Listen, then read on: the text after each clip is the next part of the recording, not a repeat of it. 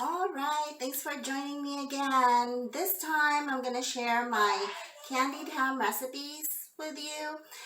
Candied ham is a special tradition in my family.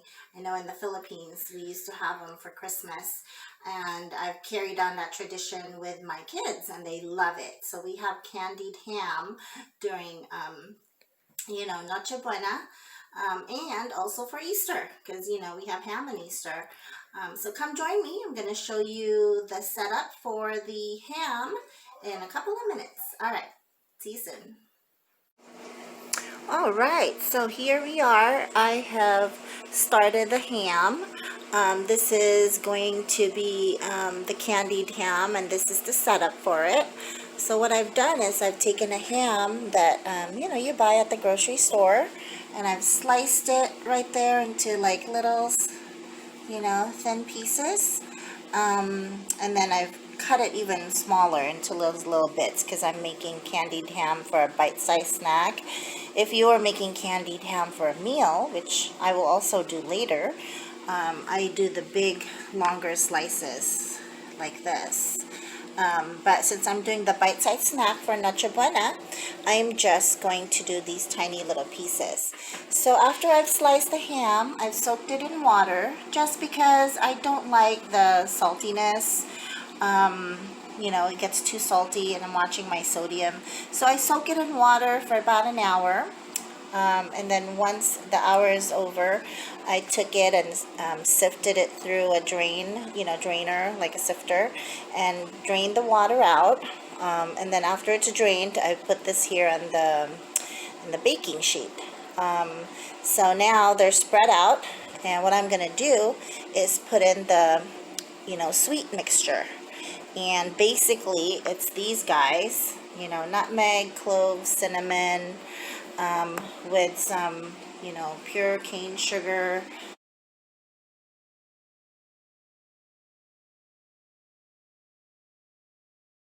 Now we are ready to season our ham and help them make them be candied ham. So we're just gonna drizzle it on.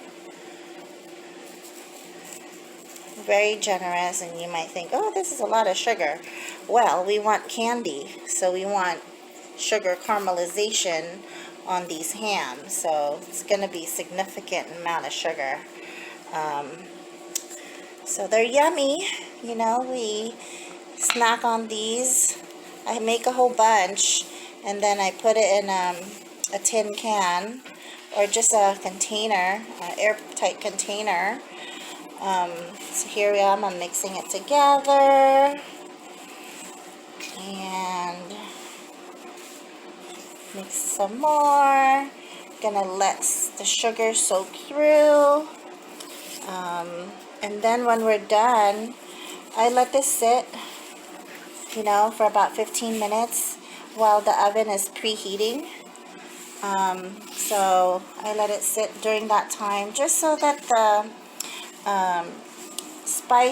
the sugar spice mixture gets absorbed and into the meat, because once it hits the heat, it's gonna start cooking, and if you don't have any sugar on the ham, it might be under seasoned, but that's all good. A little bit of sugar, lots of sugar, they're all good. So here we go. So it's starting to sweat now, even though we drain the water, there's still a little bit of water in the ham. Okay, so now we're gonna let it sit, and once the oven is ready, we're going to put it in the oven. Okay, be right back. Hey friends, so here I am, I'm back. I have prepped the candied ham. So I made sure that all of these got some love. And then I just went through and made sure they're in an even layer. so that, you know, they cook somewhat evenly. And then halfway through, we're going to flip them over so the top side can get some love. All right, so now the oven is ready. We are baking this at 225 degrees. We'll pop it in there and take it out halfway, and then let it finish cooking, and we should get, you know, the candied ham. I'll show you what it looks like when it comes out. Okay, so, all right, we'll see you later. Okay, so we're halfway through the cooking, and I am just taking the ham.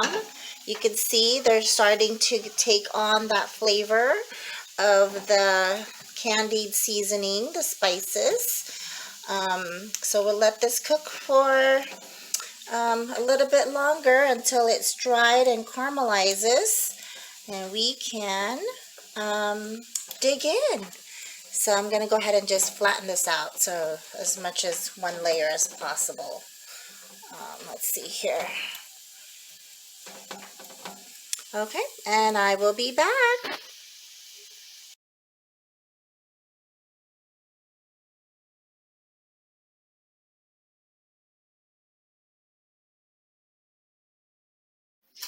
Yay, we are done. Oh my gosh, I wish you could smell. Oh, this is so heavenly. You can smell the cinnamon, the cloves, the nutmeg, and of course the sugar, which is why this is glistening. So this is the candied ham. We cooked it in the oven at 225 degrees. You just have to time it, but it's slow cooking at 225. You know, after we have marinated it with the spices and stuck it in there, you know, it's gonna start to sweat. And then when it's halfway dry, you flip it over, and then you let the other side cook, and you just kind of eyeball for another half hour or 45 minutes.